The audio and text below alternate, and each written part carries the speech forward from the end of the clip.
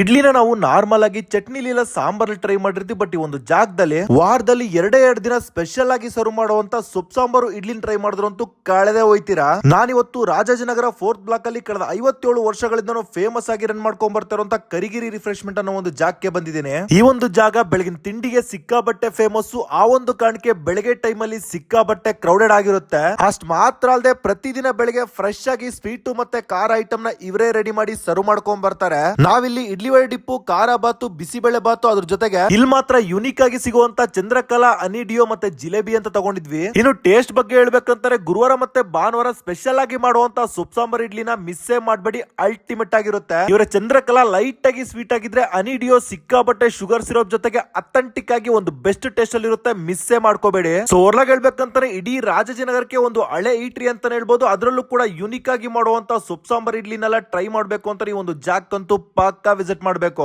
So ಇದ್ರ exact location detail ನ description ಕೊಡ್ತೀನಿ, ಚೆಕ್ ಮಾಡಿ. ಈ ತರ ಯುನಿಕ್ ಆಗಿರುವಂತ ಕಂಟೆಂಟ್ ಗಳ ರೆಕಮೆಂಡೇಶನ್ ಗೋಸ್ಕರ ನಮ್ಮ ಪೇಜ್ ನ ಫಾಲೋ ಮಾಡ್ಕೊಳ್ಳಿ.